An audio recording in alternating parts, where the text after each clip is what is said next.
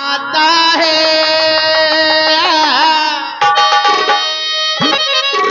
पाता है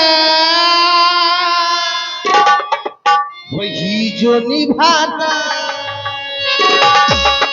ये नाता तो सभी को आता है पाता है वही जो निभाता ये नाता तो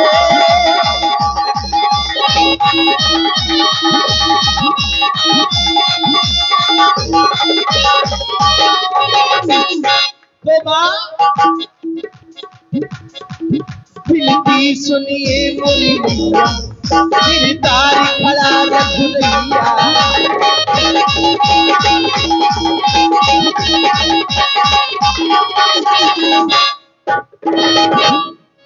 बिनती सुनिए मोरी मैया मेरी तारी खड़ा रख रैया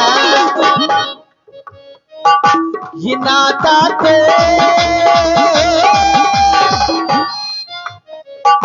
सभी को आता है खाता है वही जो निभाता ये नाता तो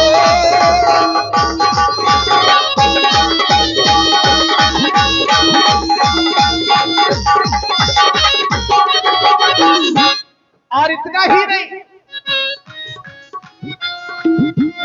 संध्या बंदन करने से माथिन के पाप हर लेती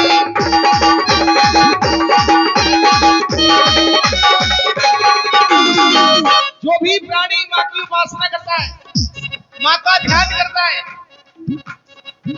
मात्र ध्यान से ही जो भी अनजाने से भूल से अपराध हो जाते हैं उन अपराधों से मुक्ति प्रदान हो जाती है ऐसा प्रभाव मां संध्या का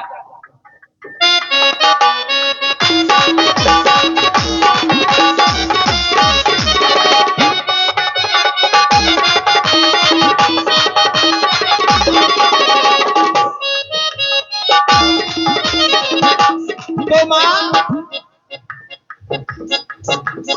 संध्या बंदन करने से बांधन के पाप हर लेती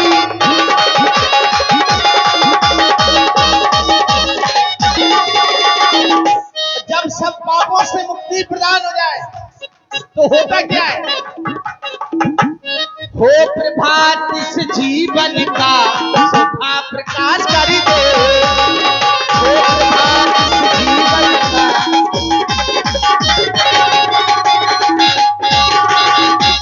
जब प्राणी के जीवन में पापों से मुक्ति मिल जाए तो नया जीवन हो प्रभात इस जीवन का शोभा प्रकाश कर देते तो मां कर बालक की रखवाली मैं बालक तू है माई कर बालक की रखवाली मैं बालक तू है माई ऋषि मुनि जय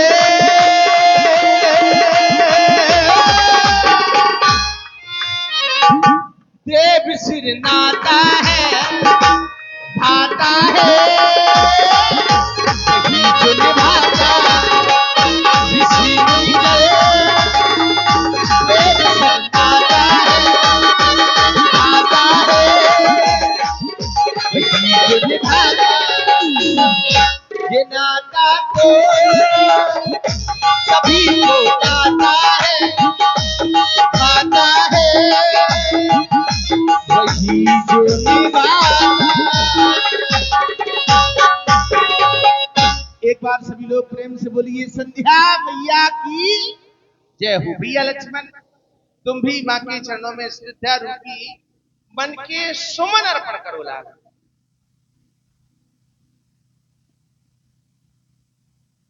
क्यों नहीं भगवान गुरुदेव भगवान का आदेश प्राप्त हुआ कि जाओ जाकर के दोनों कुमार संधि उपासन करो अर्चन करो वंदन करो आराधन करो नित्य नैमित कर्म का पालन करो। मनुष्य के जीवन में कर्म की प्रधानता बताई गई। कहा गया जो जैसा कर्म करता है उसे वैसा फल भोगना पड़ता है क्योंकि ये सिद्धांत कहता है काहू ना कोऊ सुख दुख कर दाता, निज कृत कर्म भोग सब भ्राता। इस संसार में जो भी प्राणी जैसा करता है उस प्राणी को वैसा फल भोगना पड़ता है। इसलिए हमारे आचार्य, हमारे प्राचार्य, गुरुजन हमें आदेशित करते हैं कि हम अच्छे कर्म करें, शुभ कर्म करें। ये आचार्यों का कहना है। आज गुरुदेव भगवान ने हमें आदेश क्यों दिया, उसका कारण है गुरुदेव भगवान भोजन करने के उपरांत हम दोनों भाइयों को कथा सुनाने लगे। करी भोजन मुनिवर विज्ञानी, लगे कहन कछु कथा पुरानी। भोजन करने के उपरांत गुरुदेव कथा सुनाने लगे, क्योंकि कथा के दो नियम बताए गए। भोजन करने के बाद और शयन करने से पहले प्राणी को कथाएं सुनना चाहिए, और संसार का प्राणी कथा नहीं सुनता है। यदि प्राणी प्राणी से मिलता है तो वो केवल अपनी व्यथा सुनाता है, परमात्मा की कथा नहीं सुनता। और परमात्मा की यदि वो कथा सुनने लग जाए तो प्राणी के जीवन से व्यथा दूर हो जाती है। गुरुदेव ने कथा सुनाते हुए आकाश मंडल की ओर देखा कि भगवान भास्कर उदयाचल से अस्ताचल की ओर जा रहे हैं। तो गुरुदेव भगवान ने हम दोनों भाइयों को आदेशित कर दिया कि जाओ कुमारो, जाकर के संध्या उपासन करो, अर्चन करो, वंदन करो। वैसे गुरुदेव भगवान ने आज ही हमें आदेशित नहीं किया, इसके पहले भी हमने संध्या उपासन किया। हमने अकेले नहीं किया, 88,000 ऋषि मंडली हमारे गुरुदेव भगवान के साथ है। निष्प्रवेश मुनि आयुष दीना, सबही संध्या वंदन कीना। हमने पूर्व में भी संध्या वंदन किया और आज कर रहे हैं। वैसे भैया के द्वारा अभी बताया गया कि संध्या करने से होता क्या है। तो भैया ने कहा जो जाने अनजाने में पाप हो जाया करते हैं उनके मोक्ष हेतु हम ये संध्या उपासन करते हैं। और संसार का प्राणी ये सोच ले कि मैं जानबूझ करके अपराध कर दूं और संध्या मां की उपासना कर लूं तो पापों से मुक्ति मिल जाएगी, ऐसा नहीं है। यदि जानबूझ करके अपराध किया जाएगा तो ये सिद्धांत कहता है, भगवान शंकर स्वयं माता पार्वती से कहते हैं, जान गरल जो संग्रह करही, काहे उमा ते काय न मरही। जो जानबूझ करके अपराध करता है वो तो मरता है, वो मरेगा, ये सिद्धांत कहता है। वैसे बड़े भाग्य से हमें शरीर प्राप्त हुआ है, ये मैं नहीं कहता, ये वेदांत का सिद्धांत कहता है।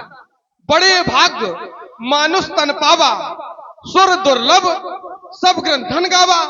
सुर अर्थात देवता, दुर्लभ अर्थात कठिन, जो देवताओं के लिए कठिन है। ये शरीर हमें प्राप्त हो चुका है। अब इस शरीर को पाकर के यदि हम परमात्मा का भजन ना कर पाए तो हमारा जीवन व्यर्थ है। क्योंकि हमारा जीवन जो ये हमें मिला है ये महज संसार के भोगों के लिए नहीं मिला, संसार के विषयों के लिए नहीं मिला, हमें परमात्मा की प्राप्ति के लिए मिला है। क्योंकि साधन धाम मोक्ष कर द्वारा, पाई न जह परलोक सवारा। साधनों का धाम ये शरीर है और एक यही मात्र साधन है मनुष्य रूपी शरीर, जिससे प्राणी परलोक की यात्रा कर सकता है, परमात्मा को प्राप्त कर सकता है। अन्यथा कोई ऐसी योनि नहीं है जिससे हमें परमात्मा की प्राप्ति हो जाए। इसलिए भजन करना चाहिए, क्योंकि लोग संसार में लिप्त रहते हैं। हमने संसार को निर्देश दिया कि परमात्मा का नाम लो, तो लोगों से उत्तर आया, क्या हम बूढ़े हो गए हैं? तो हमने कहा भाई परमात्मा के नाम से और बुढ़ापे से क्या संबंध है? तो लोगों से उत्तर आया, जो लोग बूढ़े हो जाते हैं, वृद्ध हो जाते हैं, वो राम नाम कहा करते हैं, हम तो अभी जवान हैं। तो हमने कहा भाई आप अभी जवान हैं, क्या ये कोई सुनिश्चित है कि आप बुढ़ापे तक पहुंचे? ये कोई आवश्यक नहीं है कि प्राणी बुढ़ापे तक पहुंचे, क्योंकि प्रथमेना अर्जितम विद्या, द्वितीयम ना अर्जितम धनम, तृतीयम ना अर्जितम पुण्यम, चतुर्थे किम करिष्यति। बुढ़ापे में अपने अपने काम नहीं आते, अपने अपने काम नहीं आते। लोग संसार का सहारा करते हैं। अरे हमारे शरीर के अंग जो हमारे अपने हैं वो हमारे काम नहीं आते। बुढ़ापे में हमारा पैर हमारा अपना पैर है, लेकिन बुढ़ापे में हम चल नहीं पाते, ये हमारे काम नहीं आता। हमारे हाथ हमारे अपने हैं, लेकिन बुढ़ापे में ये हाथ हमारे काम नहीं आते।